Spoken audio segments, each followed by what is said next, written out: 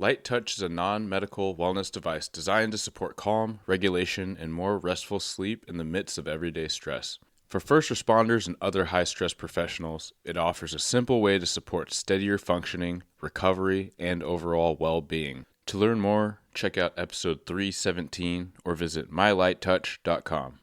This episode is sponsored by Hero Schedule. If your department needs better scheduling software that isn't outdated, clunky, and expensive, Hero Schedule is an easy switch, and they give you a free 30-day trial. Get started at heroschedule.com and click on Try Hero Schedule. The views and opinions expressed by the host and guests of this show do not represent their employing agency, department, or organization. All information should be regarded as anecdotal, contextual, and educational, and should not be misinterpreted as legal or medical advice. Welcome to Blue Grit Radio, the podcast that explores making better cops for a better community. I'm your host, Eric Tung. I've been an active police officer since 2007. We will dive into the aspects of police culture, health and wellness, leadership, and mindset. You'll hear from experts not only from policing, but all industries as they relate to being our best with purpose, passion, and positivity.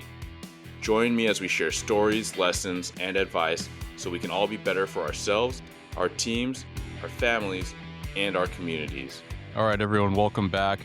I'm super excited for what we're featuring today and who we're featuring today. This podcast started several years ago, but really focused on helping people get into first responder careers, helping provide some career guidance, a lot of that being with personal health and wellness, and also just up-leveling your game, your mindset, your professional acumen. And the goal and the undercurrent was always about how we can make ourselves better, how we can serve better, take care of our families, take care of our team, and take care of the community. For a while now, I've been thinking about how to evolve Blue Grit into encompassing this concept of good grit, because we talk about a lot of things that non-first responders really resonate with and things that people really connect with. And the themes are not just for first responders by any means.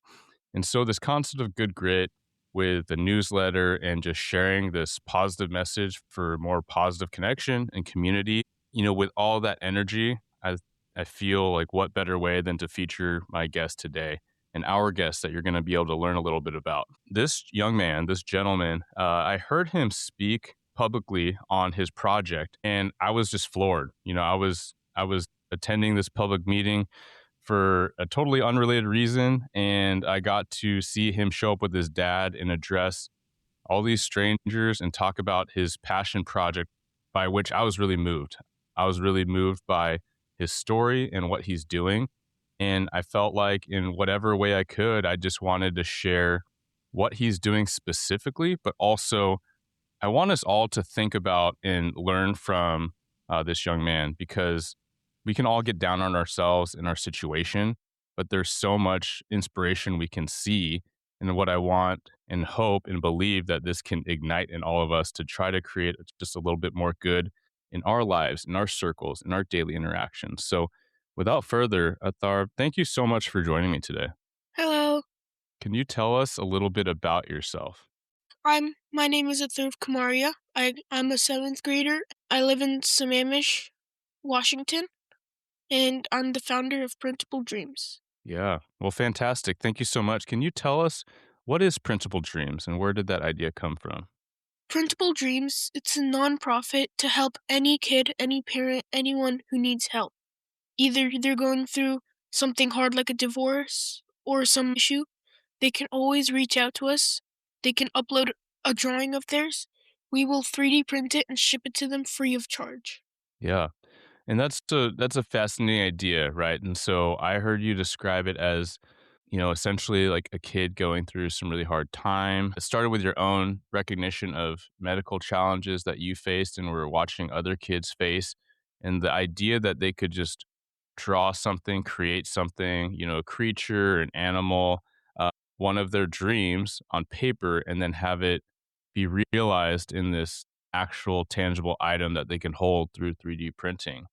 It was a volunteering service for National Honor Society, and over there were many people struggling, people in need, and I saw that the bias that I had against them was immediately changed because I talked to them, I conversed with them, I made friends with some of them, and they were as human can be. They just didn't have a home. And that really changed something inside of me. That really gave me at Hope Fest, they were handing out free supplies, food, toys to kids, and Mhm. some of the toys, they were pretty good toys, and when they handed them out, the kids, they just blew up. They were so happy and so that feeling inside of you, that's irreplaceable. You can never have it again Yeah. unless you try to help someone some more, and that's basically what started Principal Dreams. Yeah, very cool. So you're 13 years old, correct? Yes. And what you just said right now, I think is so wise. It's so introspective to actually call out and recognize some level of bias, right? You're talking about people missing their homes and how maybe there was some kind of gut reaction of like, okay, these people are less than, right, or something like that. Uh, and I think that that's something that a lot of adults feel very uncomfortable with is recognizing this bias. And sometimes we cover it with, you know, certain verbiage or kind of dark humor to try to make it more comfortable for us, but I think that's really mature. I don't think it is. And so it's very powerful for us to recognize that, call it out, and say, not only is it untrue, but I'm going to do something about it. Is that something that you, and I'm curious if your parents have shared that kind of thing? Like, have you always been kind of this more mature, more responsible thinker? Is that something that's developed more in the last maybe couple of years? Yeah, starting from age 10, I just really loved the world and what's going inside of it, and I saw these leaders standing up for what was right, and I saw some leaders standing up for what was wrong, Mm, and I realized that if I want to do some good in the world, be good in the world, I need to be a leader and stand for what's right. yeah. And that's huge, and that's where I know my primary audience, and hopefully that goes far beyond first responders, especially with an episode like this. So if you're hearing this, share it out because this is a powerful young man who's doing some powerful things in such a humble way. And but I hear so much, and we talk about a lot on the show, like how hard things are for society, how hard things are for people trying to do police work or first responder work. But where we keep coming back to, and where I want to guide us to, is like we all get a vote, and we all get a vote on what we do every single day. We get a vote on how we interact with people, what we say to people, the energy and emotion we carry.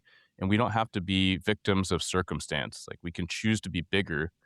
And also, a recognition that's taken me many, many years in life and many years in this career field is like, you can't stand by waiting for someone to fix things for you. You can't stand by waiting for a leader to, carry the torch and rally you and inspire you. You got to do it yourself. And how powerful that is because there's always people around you that you can help and rally in that way. And so that's like exactly what I see you doing. And I think that's amazing. Thank you.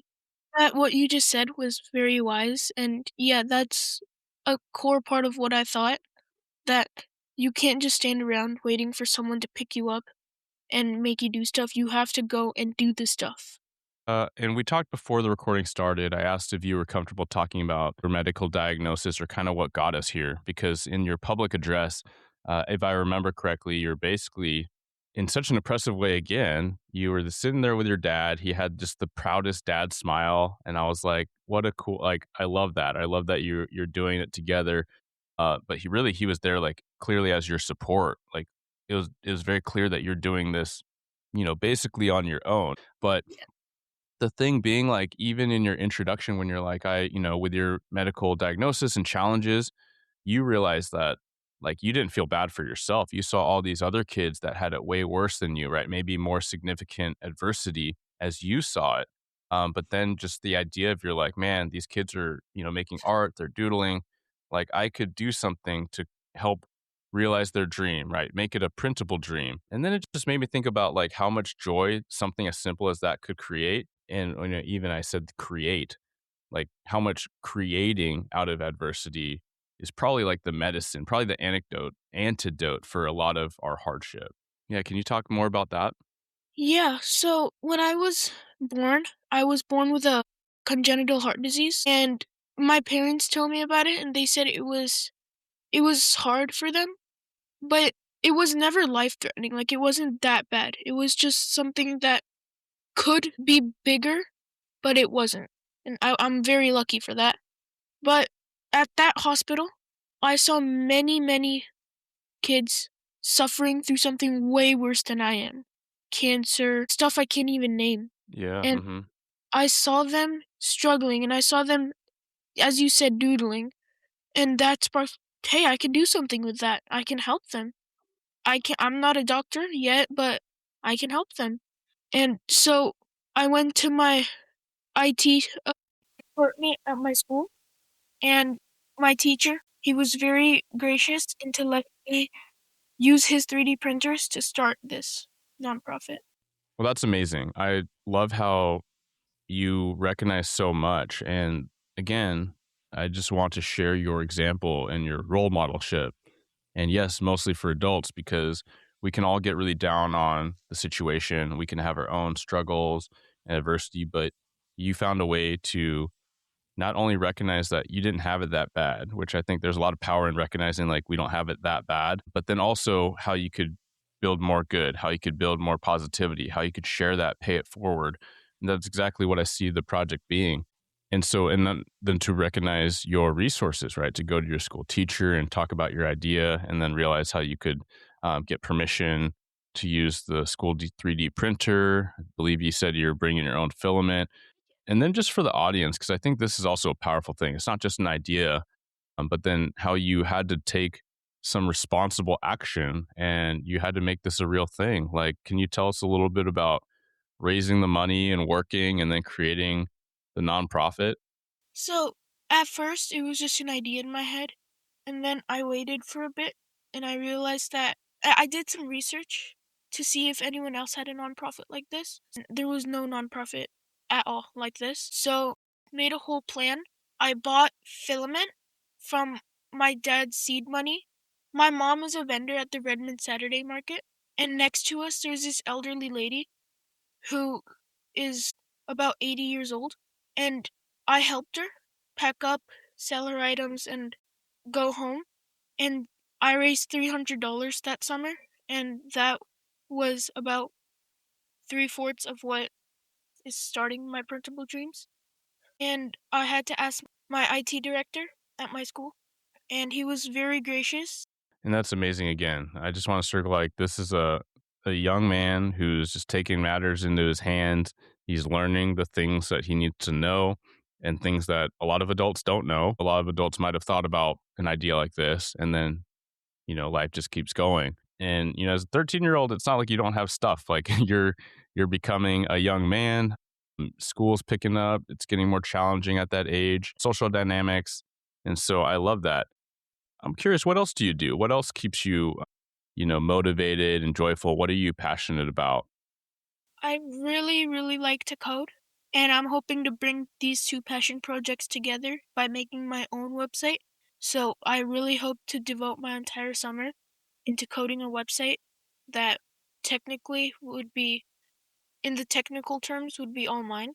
And I love basketball. It gives me a sense of leadership, and which also helped me raise this above the ground. I also play the guitar. It's a fun way to pass the time when my head is full. That's a lot. You familiar with the concept of the Renaissance man? Have you heard this?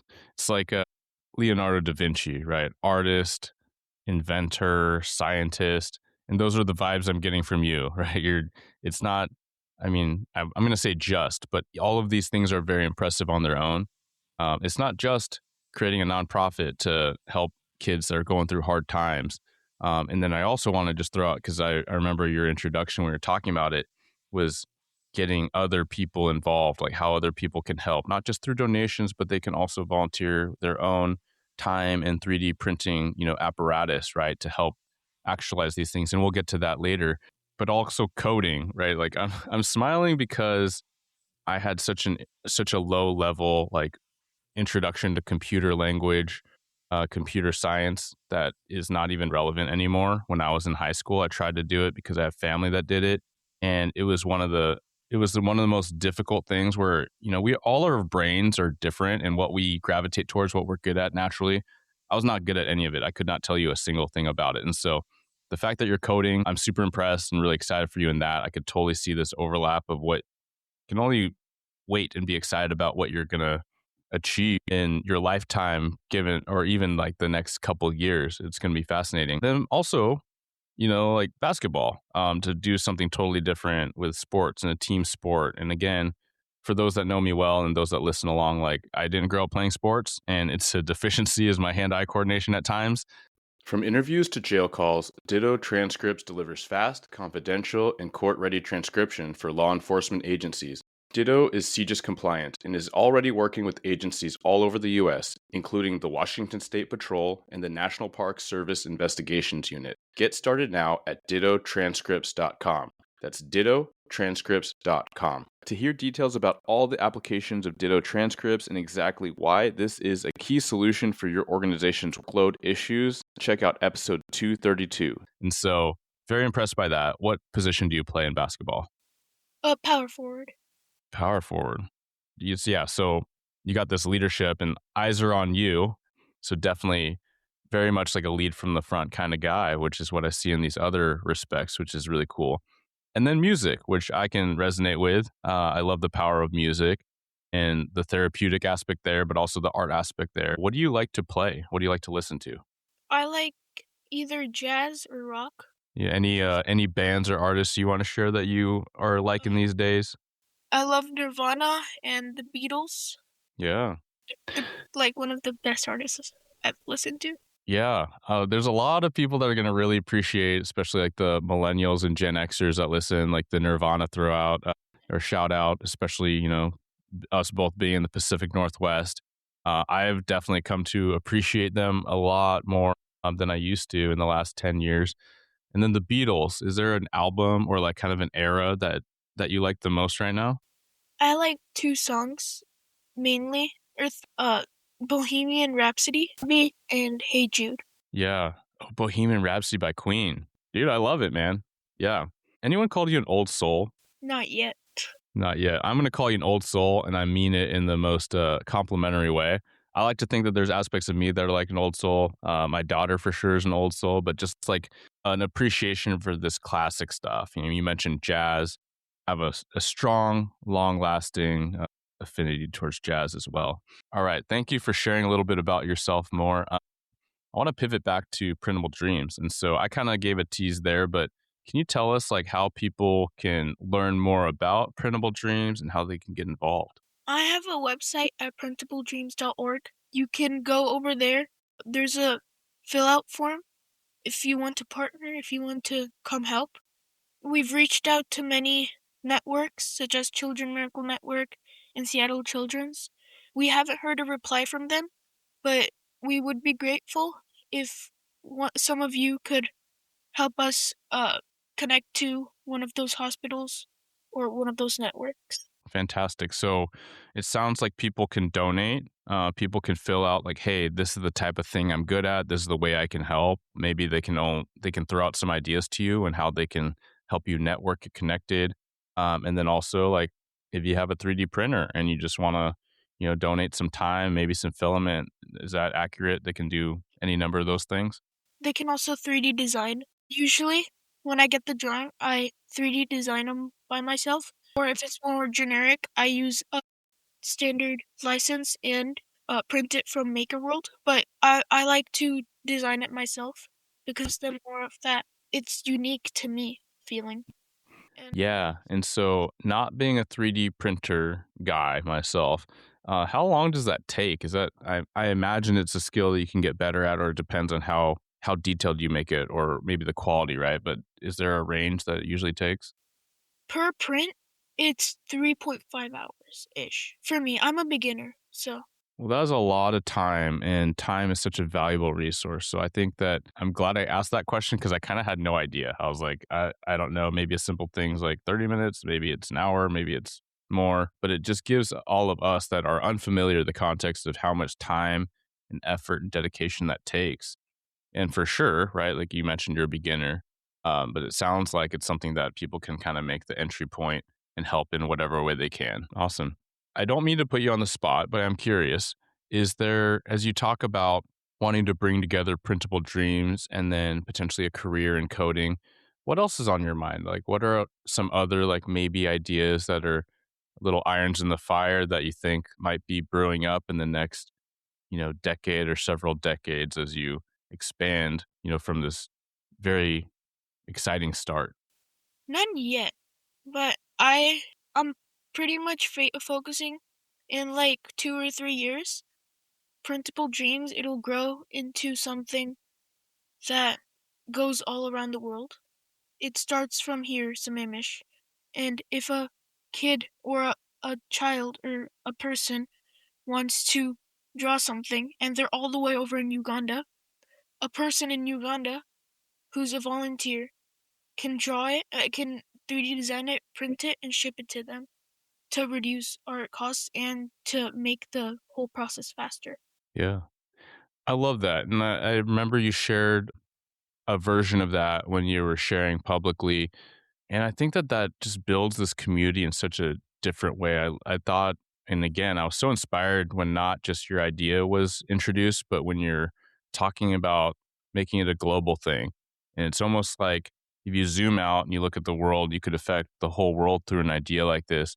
But then you zoom back in and then you bring the community back in, right? So it's not necessarily like, you know, people out here in the Pacific Northwest directly interacting with someone from Uganda. It's like a network, right? But there's other people in Uganda that can help do that. You talked about reducing costs and time and also, like an environmental impact. And I think that that's a very cool way to bridge out really big on scale and then like zoom back in to like community and what's close and near and who's close and near. That's so awesome, man. Thank you for sharing some of your vision and broadcasting out. I would like to ask some questions off the cuff.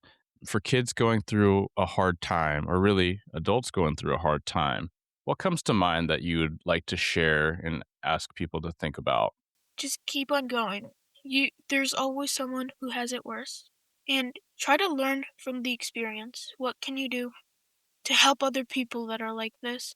Or if your kid is having a tough time, try your best to help them, but also try your best to help other people, other parents. Try to make a community of these parents, try to make a club that'll make you feel better, your kid feel better, and other parents and kids feel better too. Ideas that come in your mind when you want to help people and someone you love and know is suffering.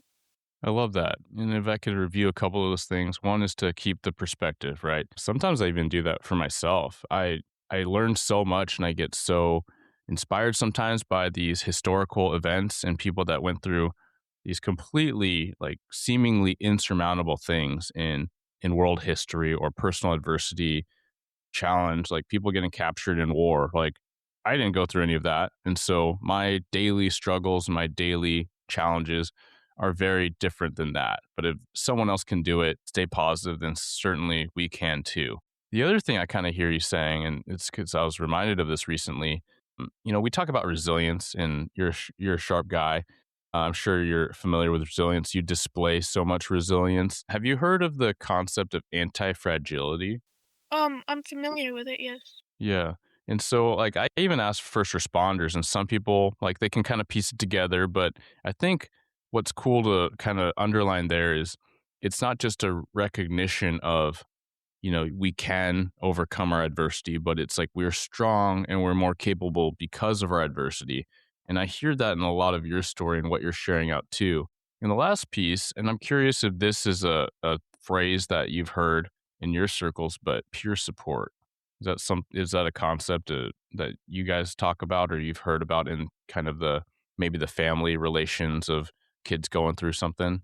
Not that much, no. It's basically exactly what you described, which is like, hey, reach out because other people are going through hard stuff too. It's something that we talk a lot about in first responder work, like firefighters and police officers and medical personnel. Like, hey, you're going through a hard time. You went to a hard call. Saw some really terrible stuff. Well, so have I. Let's talk about it. Like, you're not alone. And that's a lot of what I hear and a lot of what the example that you're giving is truly, truly so impactful. So I'm just so excited that we got to connect, and that in some small way that I get to just share a little bit more of your inspiration, your sparking of joy, and your creativity that you're bringing to the world. Thank you so much for joining me today. Thank you. Absolutely. Is there anything you'd like to leave the listeners with? And again, the information about Principal Dreams will be in the show notes as well.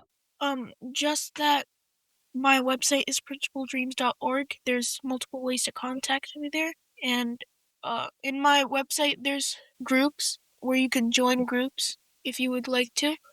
There's 3D building groups, printing groups, and handing out groups. Awesome.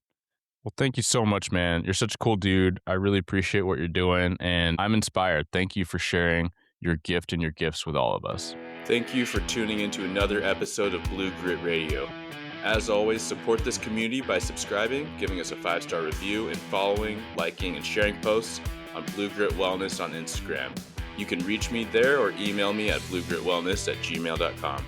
Be well and stay gritty.